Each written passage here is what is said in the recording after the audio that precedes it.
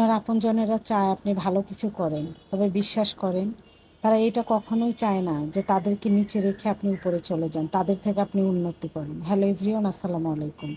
তো ঈদের সময় সবার বাসায় কিন্তু যারা কোরবানি করেছেন বা দিয়েছেন তাদের বাসায় কিন্তু পা আছে।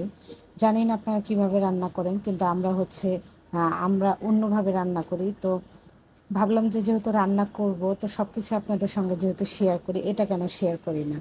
তো ভাবলাম যে এটাও শেয়ার করি। তো আমি নলি বলেন, নেহারি বলেন, এক একজন এক একটা বলে। তো আমার কাছে মানে এক জোড়া আর কি, 4টা নলি আমি রান্না করবো। আর বাবু এখানে বসে আছে। তো আমি নলি যেহেতু জাল করতে অনেক টাইম লাগে, টাইমের একটা ব্যাপার আছে। তো আমি বড় পাতিলই নিয়ে নিছি। আর সব আস্ত মশলা আজকে আমি দিব। রসুন কিন্তু এখানে আমি আস্ত রসুনই দিছি। অনেকে বলতে পারেন আপু তাহলে আস্ত রসুন দিলেন কেন? রসুনটা কিন্তু থাকবে না, নেহারি যেহেতু অনেক পরিমাণে জাল হয়। তো জাল হতে হতে এক সময় দেখবেন ক্যালসিয়ামটাও বের হয়ে যায়। তো নলির কিন্তু এইটা থাকবে না, তো এটা এর জন্য কোনো টেনশন নাই। আর আমি শুকনো মরিচ মাঝখানে কেটে কেটে দিচ্ছি। হাত দিয়ে ভেঙেও দিতে পারতাম, বাবু যেহেতু এখানে বসে আছে। আমার কাছে শুকনো মরিচটা এইভাবে দিলে, আমাদের উত্তরবঙ্গে যারা দিনাজপুরের আছেন তারা হয়তো জানবেন, আমরা কিন্তু গোস্ততে মরিচ আস্ত মরিচ খাই, মানে মাঝখানে শুধু একটা ভাঙা এরকম মরিচ খাই। গুঁড়া মরিচও খায় খুব কম, গোস্ততে বিশেষ করে গোস্ততে এইভাবে না দিলে ভালো লাগে না। আর আস্ত মশলা আমাদের দিনাজপুরে ব্যবহার করে। তো আমি যেহেতু দিনাজপুরের মেয়ে, আমার জন্ম দিনাজপুর, উত্তরবঙ্গের মেয়ে আমি। তো আমি নেহারিটা এভাবেই রান্না করি, গোস্ত রান্না করি মাঝে মাঝে। তবে যেহেতু আমার ছোট বাবুরা আছে, ওই যে মরিচের বিচিটা যখন দাঁতে লাগে, ছোট মানুষ তো যেহেতু ওদের খেয়ে অভ্যাস নেই, খেতে পারে না। তো সব কিছু দিয়ে দিচ্ছি, তেজপাতা, এলাচ, দারচিনি সবই দিলাম। দিয়ে আপনি যেভাবে গোস্তটা রান্না করেন সেম সেভাবেই। তবে আমরা মাখায় বসাই গোস্ত, গরুর গোস্ত মাখায় বসাই। আর গরুর পা, নেহারি বলেন বা নলি বলেন, সেটাও মাখাই বসাই। তো আমি সেইভাবেই বসাচ্ছি, লবণ টবণ সব কিছু দিয়ে দিচ্ছি। আর একটা কথা কি জানেন, আপনার আত্মীয় স্বজন চায় বা আপনার পরিবারের লোকজন চায় আপনি ভালো কিছু করেন। সত্যি একটা কথা বিশ্বাস করেন, তারা কখনোই চায় না আপনি তাদের থেকে উপরে যান। আপনি যখন উপরে যাবেন তখন তারা সেটা খুব সহজে ইজিভাবে মেনে নিতে পারবে না। কেননা এটাই মানুষের নিয়ম, এটাই নীতি।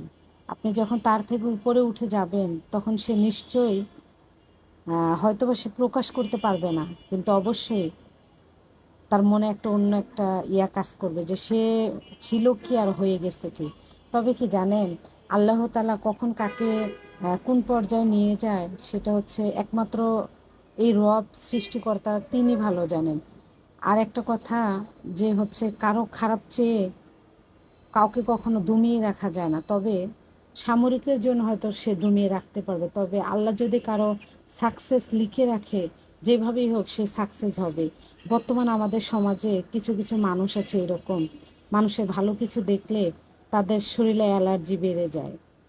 একটা ছেলে বা একটা মানুষ যখন ভালো কিছু করে, একটু উপরে লেভেলে যায়, কষ্ট করে বড় হয়েছে, তখন সে বলে যে কোনো একটা কারণে তার একটা ভুল বের হয়ে গেছে, বা হয় না, মানুষ বলতেই তো ভুল, তাই না?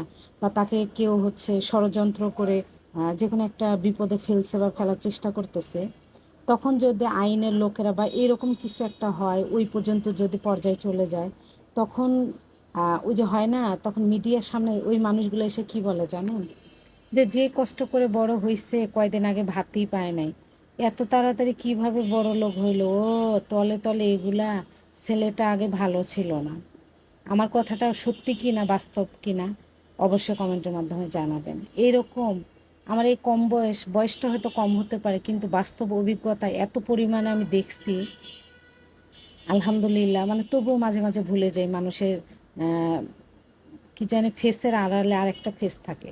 ওই যে হয় না, দুইটা ফেস, আপনার সামনে এক ফেস, আমার সামনে আর এক ফেস। তো যাই হোক, আমার কথাটা কতটা বাস্তব অবশ্যই কমেন্টের মাধ্যমে জানাবেন। তো এই যে আমার নেহারি কিন্তু আমি 5-6 ঘন্টা জাল করছি রাত্রে, তারপর কিন্তু পরের দিন কিন্তু জাল করতেই আছে, এই পর্যায়ে আসছে।